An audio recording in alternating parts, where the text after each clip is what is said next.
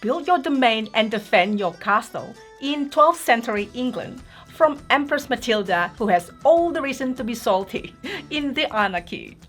And today we'll be teaching you how to play the Anarchy, the spiritual successor of Hadrian's Wall, game designed by Bobby Hill and published by Garfield Games. And hello everyone, it's Stella. And Tarrant from Meeple University. Alright, let's get to the classroom.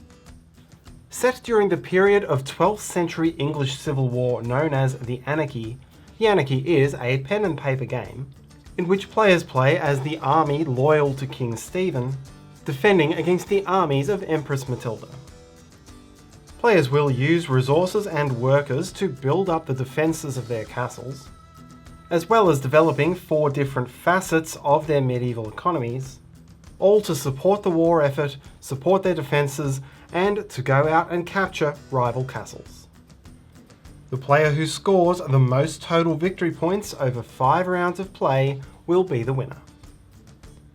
To set up the game, each player takes a player board, a deck of 24 domain cards in player colour, which should be shuffled into a face-down deck, 2 player sheets. These are double-sided. You'll need one which shows this wheel on the left and one showing these tracks on the right. You can see the pictures connect when you line them up properly. And 1 set of defences. This will be a castle mount board and 10 fortification pieces, which are 4 towers, 4 walls, a gate and a moat. In the centre, lay out the main board. All players will interact with this. Shuffle up the 2 sets of plunder tiles based on their backs, and place an appropriate tile face up into each one of these spaces, returning leftovers to the box. Shuffle the 6 final Escalade cards with this back, and the 36 attack cards, which have backs which are slightly different but more or less look like this, and place them into these spaces. These 5 spaces are for enemy castles, and there's a large deck of numbered enemy castles, and you'll pick a set of cards from one of the scenarios on page 6 and lay them out face up in the printed order. The rules we're showing first will be for the classic scenarios. The changes for siege scenarios will be explained at the end of the video. Place each player's tent marker at the start of the track. Shuffle and place the path cards, and make supplies of all the resources, workers, and muster tokens. Choose a first player, and you're now ready to play. The Anarchy is played over 5 rounds. To begin each round, each player will draw attack cards from the 2 attack decks. You'll always draw 1 final Escalade card, placing it face up above the leftmost slot of your player board, and draw as many standard attack cards as the round number, placing them face up or face down depending on the slot you're adding to. This will be round 1, 2, 3, 4, and 5 respectively. These give you either full or partial information about what types of attacks you'll have to defend at the end of the round, and should therefore help to guide you where to spend your fortification efforts this round. Next, draft path cards. Deal a number of these cards equal to the number of players face up, and then each player will choose 1. In the first round, start with the first player and go clockwise around the table. In subsequent rounds, you'll go in right to left order based on the positions of your tents on the main board track. Here, green would draft first, red and yellow would draft in their relative turn order based on the current position of the first player marker, and blue would draft last. When you take a card, immediately gain the printed resources and workers, and then slip the card under this round's slot of your player board. This shows an endgame scoring objective worth between 1 and 3 points. And so you'll have 5 of these by the end of the game, giving you something to tailor your strategy towards. Finally, gain income of any resources and workers that you've previously filled in this section of your player board. At the start of the game, you'll gain these pre-printed incomes. Finally, take note of the requirements and information on the face-up enemy castle in this round slot. You'll have the opportunity to attack this castle during the round. Once you've done all of these steps, proceed to the actions phase. The actions phase is resolved simultaneously. All players will take as many actions as they wish to and can afford using their resources and workers until they decide to stop. With the exception of attacking enemy castles, all actions take place on your player sheets. And so let's take a minute to understand these sheets and how the actions work in more detail. Your two sheets represent your society and economy as it supports the war effort. Loosely speaking, the left-hand side represents fortifications and production, while the right-hand side represents buildings within your society. Your castle mount board and pieces also support your fortifications. All of the actions on your board take this form. There'll be a tan arrow which describes the name of the action and the cost of the action. Here in Moat, for example, the cost is either a red soldier or a yellow serf. To take the action, pay that cost back to the supply, and then mark off that action's next white box. If the box was empty, like the one I just showed, then nothing else happens. If the box depicts one or more icons, then you immediately gain that reward. Here for taking training grounds, I would spend yellow, cross out this box, and gain a red worker as reward. Often the benefit of an action will show you an icon which is not represented by a component. Here by spending a serf, I would gain this food as well as this food production icon. When you see such an icon, then look for it elsewhere on your board, as where you find it, that will be part of another tan action which you can then immediately take. This holds true for all actions which are triggered by an icon with no physical component. An action may also connect to an icon in a darker box. These do not trigger immediate actions, but they give you permanent access to that icon, which can count as part of the cost for another action. For example, the small crane action costs a black worker and building materials, allows me to cross off this box to gain a yellow worker immediately, and means I now have permanent access to the small crane, which I can then use as part of the cost of other actions like medium keep and large mint. So now let's go through both boards in detail. The bottom of your left-hand sheet represents your points, and there are 4 different types of points you'll be gaining in the game: bravery, loyalty, influence, and might, each of which has its icon showing here. Gain one of these icons anywhere on the board and you'll cross out the next step of the track from left to right, gaining a point. Each of these tracks is equally worth 1 point at the end of the game. Each of these tracks is limited to a maximum of 24 points. If you specialise, you can get an increasing amount of benefits from these tracks, but if you over-specialise, any excess points you gain will be lost. These 3 rows, quarry and forest, farms and training grounds, represent your raw resource production. In each case, the cost to take it is a yellow worker. These are your serfs, general labourers, and so it makes sense that you'll be sending them out to cut down wood, tend the farms, or possibly train them into soldiers, the red workers. Spend the serf, cross out the next box, and gain the rewards. This area is the main way to get an income of soldiers and the only way to get incomes of food and building materials. The top 4 rows of the left board are gate, towers, wall, and moat. And these are the actions you'll use to build these pieces into your castle mount board. The cost of each of gate, towers, and walls is a black worker, which is your craftsman, and a building materials. When you cross out a gate icon, then place the grey gate die into its slot showing 1 pip, or if the die is already present, increase its number of pips by 1. When you gain the tower benefit, either add a new tower on its 1 pip side to any one corner of your castle, or flip an existing tower from its 1 pip side to its 2 pip side. When you gain the wall icon, then either add a new wall piece to any side of your castle on its 1 pip side, or increase an existing wall by 1 pip. Unlike the other fortifications, this has one restriction.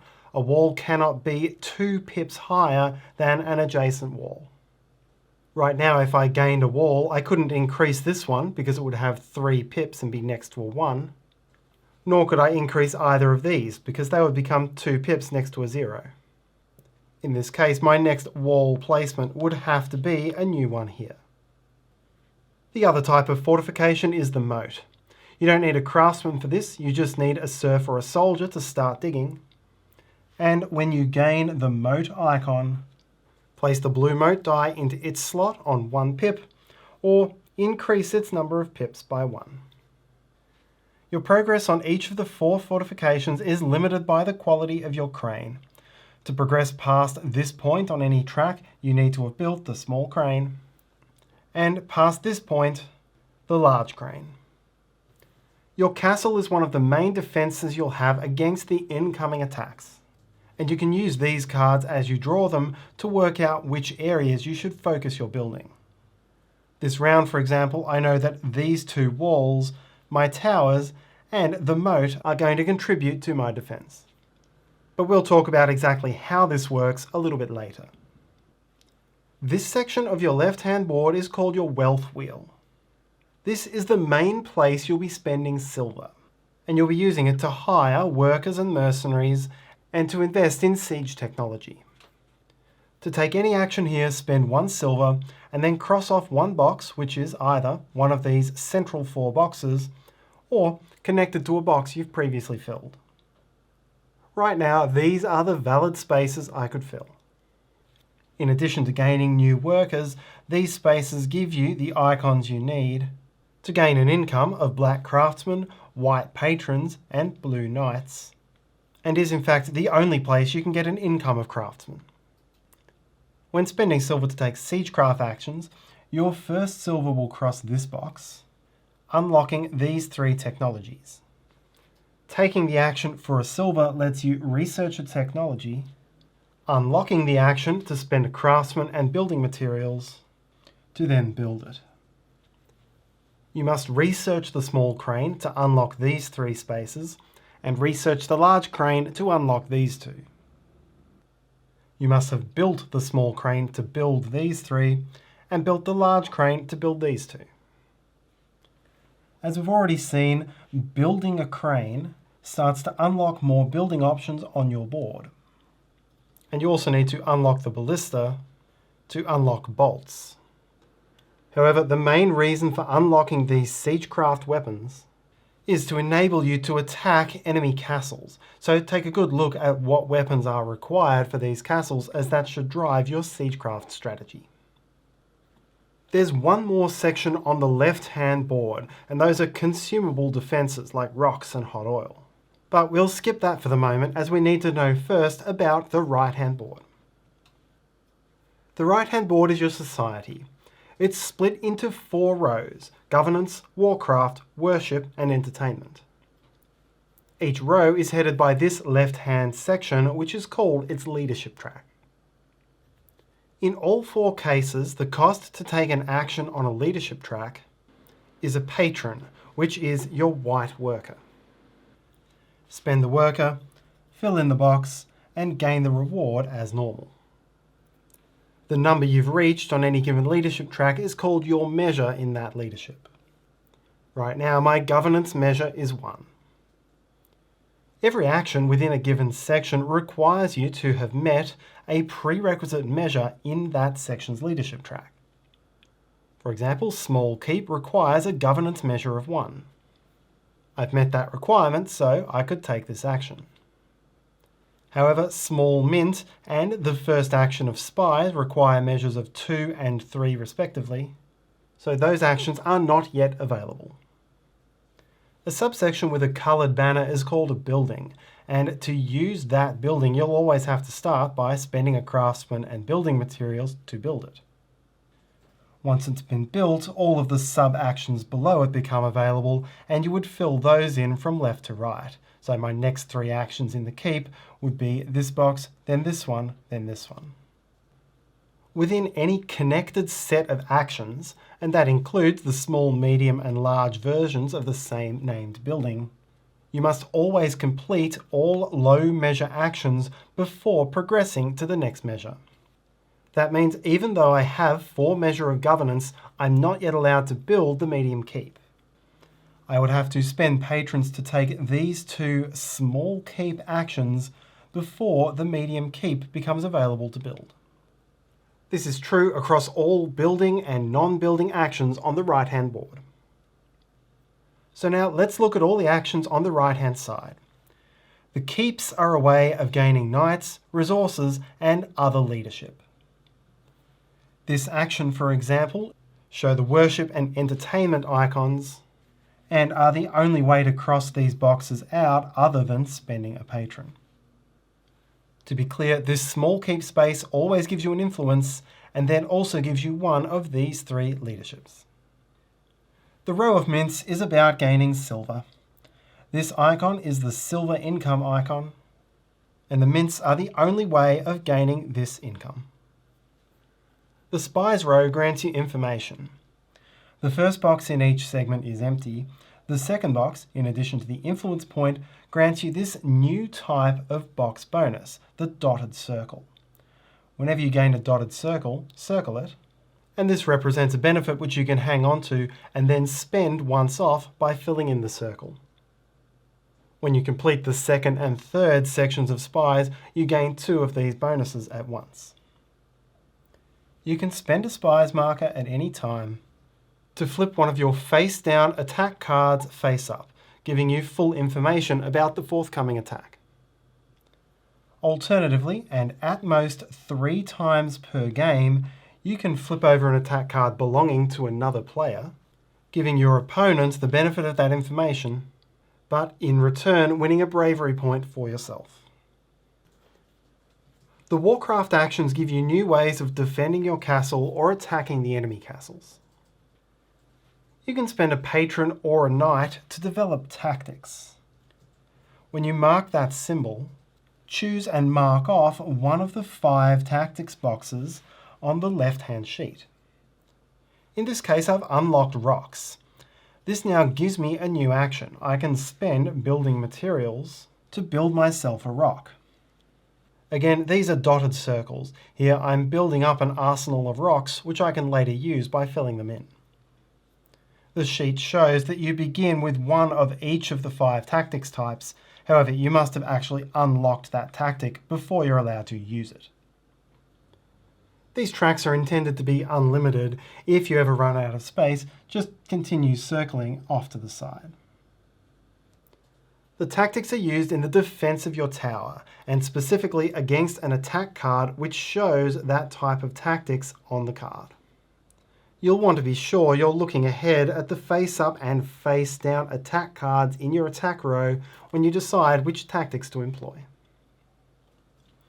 You can use craftsmen to build ramparts. Ramparts give you a way of gaining soldiers as well as a soldier income, but the main benefit of ramparts is to give you muster tokens. When you gain one, put it next to your castle mount. This will come into play when you're defending the castle. The last Warcraft building is the stables. You'll use serfs or soldiers, and the main function of these is to breed your horses. The horses are like the siegecraft weapons, in that you'll need them to attack certain enemy castles. The next section is worship.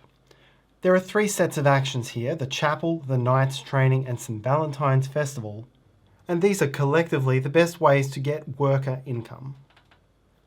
The chapel is a building, so as usual, you begin construction with a craftsman and building materials. This then opens the 3 below actions requiring you to spend a food, a building materials, and a silver to cross out the associated box. You can do this in any order. Once all 3 of the boxes have been filled, then you immediately get to fill in the bottom box and claim the reward. The chapel is the main way of gaining patron income. Next is Knight's Training, and you must have built the small chapel before unlocking the Knight's Training action. At its simplest, this action lets you spend a patron to gain a knight. but it also gives you the chance to earn more, and this is the first of several actions which involves a random draw from your domain deck. As shown here, you will draw 2 cards from the deck. In Knight's Training, this could get as high as 4. For Knight's Training, you're looking at the top row of icons. Count the number of different icons you draw. There are 4 in your deck, evenly distributed. Gain the benefit according to how many different icons you drew. Other than one icon on the wealth wheel, this is the only place to gain an income of knights, which will be the most valuable income in most modes of play. Last is the St. Valentine's Festival, and here you'll be trying to get couples together to produce more population. Spend a patron and draw 2 cards from your deck. You're now looking at the second row of cards. The first card you draw is the female card and the second is the male. Note the numbers, these range from 1 to 6 in equal proportion, and mark the corresponding boxes. Here again, female 3, male 6. If the drawn number is full, here it's another 6 male, then you may increase or decrease the number by 1, and you can wrap around between 1 and 6, and fill in that box of your choice. This is called going around the maypole. If both adjacent numbers were full, in this case both the 5 and 1, then you would not get to fill in any box. Once you've filled in a pair, then fill in the next box from left to right on this bottom row and gain the benefits covered. This is the main way of gaining an income of serfs. The final section is entertainment, with assorted actions based around keeping your population happy. The tournaments are another place where you can train knights as well as gain points. The cost is food and possibly silver, and you always gain 1 knight immediately. You may gain some points, and then you also get to draw 2 cards from your deck. You'll be looking at the 4th row, and this is something of a rock, paper, scissors jousting match. The card on the left is your knight, the card on the right is a challenger. Each row is broken into 3 boxes, and to win a joust, you need your lance to be in a box which is not blocked by the challenger's shield, and you need your own shield in the right position to block the challenger's lance. If you had this draw, you would win the bout, and you would fill in and gain the winner's reward. If the challenger wins, then you gain no more benefit. Any other outcome is a tie. Here, both lances defend. If there's a tie, draw 2 more cards. If it's still a tie, here it's 2 lances not defended, then draw again. If you get through 3 draws and they're all ties, then you stop, this counts as a win, and you gain the winner's reward. The next location is the brew house, and this is a little different because it's not an action, it's triggered by this icon, present only on the entertainment leadership track. When you gain it, draw 2 cards from your deck, look at the beer ingredients in the 5th row, and cross out a matching icon anywhere in your brew house grid if available. When a row or column is completely filled, then you gain 1 beer. You'll hang on to the beer and use it during castle defense. Along the bottom row, you'll celebrate the Festival of Lammas. Spend a serf, and again draw 2 cards from your deck. This time looking for the Lammas flags showing at the bottoms of the cards. For each icon, cross out a matching flag if there's one available. And once you've filled both sides of a reward flag, gain that reward flag. This will either be loyalty points or joy. When you gain joy, place an X, not a circle, into one of these dotted boxes in the lower left of your left board. Joy will balance out discontent, which is what you'll gain if you fail to defend your castle. And at the end of the game, any unbalanced discontent is going to cause you to lose points. We'll see more on this a little bit later. The last action set is to celebrate Michaelmas. Here you'll spend a serf and draw cards from your deck, hoping to gain mostly some extra resources. Flip up 2 cards and look at the numbers in the 3rd row. These range from 1 to 8 in equal proportion. Write each number drawn onto one of these number spaces. They do not need to go in the same box. Your aim over multiple celebrations of Michaelmas is to fill in these boxes with numbers of the appropriate sum. If you make a matching sum, then cross out the next space and gain the benefits. The low or high numbered sums, which are the hardest to get, will give you the most resources. The top two rows can also be used to make any sum to gain a single resource. As long as you put two numbers in the box, you gain the reward. Michaelmas can be an important way of gaining resources. And do note as well, as reminded on your left-hand board, at any point you can spend 2 resources to gain a different one. The same is not true for workers. These can never be substituted. And that's all of the actions on your player sheet. Through those actions, you may have noticed there aren't that many ways on your sheet to spend either knights or soldiers.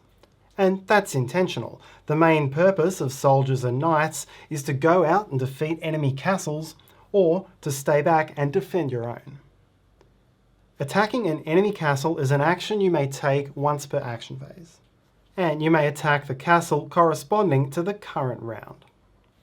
Thematically here, these are the castles of Empress Matilda's side. All players are fighting against these same castles. The cost to take a castle is shown in the bar at the top of the card. So here it would be 1 food, I'd have to have built a ladder in Siegecraft, and I must overcome defences of 4. This is done by spending knights and soldiers. A knight provides 2 strength, a soldier provides 1. Having met the requirements, advance your tent to the castle you've just taken, and gain the benefits in the top box, which will be some number of points and some resources from the plunder tile. You may also choose to overpay 2, 3, or 4 strength to gain a single additional reward. Then mark a circle in the defeated castles box. Multiple players may defeat the same castle in the same round, and at the end of a round, its enemy castle will be flipped. For all subsequent rounds, the strength cost to defeat a castle increases for any players who are left behind on the track. So in round 2, these 3 players would all be paying 4 strength, while yellow, who failed to conquer this castle, would have to pay an additional 1, a total of 5. In effect, you'll add these extra strengths from all the cards you have to hop over to get to the castle you're conquering. Even if you miss earlier castles, when you conquer a new one, you advance all the way to that castle's card. Once all players are done with actions, you'll move to the castle defense phase. Like the actions phase, players resolve this simultaneously. The first step is to feed your population by paying food equal to the current round number. For every food you can't pay, then gain 1 discontent, which is to circle one of the circles in the lower left track. If a discontent and joy are ever in the same space, fill them in. This is now neutralized and occurs whether it was the joy or discontent which came first. Next is deployment. Take any craftsmen, soldiers, and knights that you have left over in your supply and place each of them standing up into a quadrant of your choice. That's the quadrant of your castle which that worker will be defending. All remaining serfs, patrons, and resources are discarded. You'll want to spend as much of these as possible during the actions phase because you can't carry them over. Next, reveal any face-down attack cards in your row, and then one at a time resolve the attack cards from right to left. The flames on the cards show you the direction and strength of the attack. This first attack, for example, is from the bottom and has a strength of D, and what that means will be indicated on the current round's enemy castle card. So here it's a strength 3 attack. The card shows which type of castle fortifications will defend. In this case, it is the gate. My gate die has 3 pips on it. It is strength 3 defense, so it defends this entire card with no need for anything else. Your fortifications are good because they're not expended. If I had more cards defendable from the gate, I can use this 3 on every subsequent card in the round. My next card shows an attack from the top of strength 4 defendable by the top wall. My top wall has only 1 defense, so I need to find another 3 strength. My options are that I could expend workers, a knight provides 2 strength, and a craftsman or soldier provides 1. Or as shown here, I could throw rocks at 1 strength each. Let's say I throw rocks. I have unlocked rocks, so it's legal, and I have 2 rocks in storage, so I'll fill them in. And now I have only 1 strength left to defend. I can do that by discarding the soldier, or by knocking down my knight. The knight has 2 strength, and you can spend them on different cards. With that, I have defended this card, and because this is a strong attack, indicated by the skull, I gain 1 bravery, as indicated here. Next is a Strength 3 siege attack from the bottom quadrant. As the card shows, this is defended by moat, which I do not have, or by logs, which I haven't unlocked. To defend this card, I'll have to make up all of the strength with workers, and at the moment I have only 1 strength's worth of workers in that quadrant. But there are 2 other tactical tricks I can use. First is my muster token. Each muster token can be flipped over once per defense phase to move a worker from 1 quadrant to another. Secondly, you may spend a beer from your brew house to increase a soldier's or craftsman's strength points from 1 to 2. You can do this once per worker and can't use it on knights. So by mustering and using beer, I now have the 3 strength I need, 1, 2, 3, to defend from this card. This was not a strong attack, so I don't get bravery. My final defense here is 3 from the right-hand side and 3 from the bottom, defended by walls. I've run out of rocks.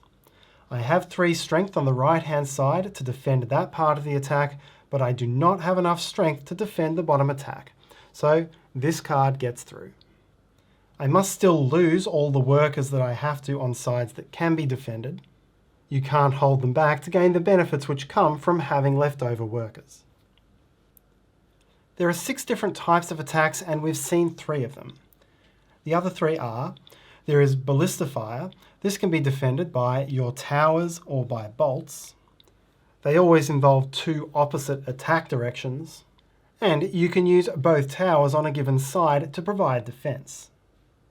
So this castle has 3 tower defense from the right and 2 from the left.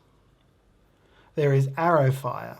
This will come from 3 directions and is defended by walls, but none of the 5 tactic icons are available as protection. The last type is Trebuchet Attack. None of your fortifications or workers will help you here. The sole means of protection is to build covers on your tactics track. From the back of the card, you'll always know the type of attack and what can be used to defend it. And the player aid will show you the potential strength values based on whether it is a normal or strong attack. Now gain loyalty and discontent based on your efforts in the defense.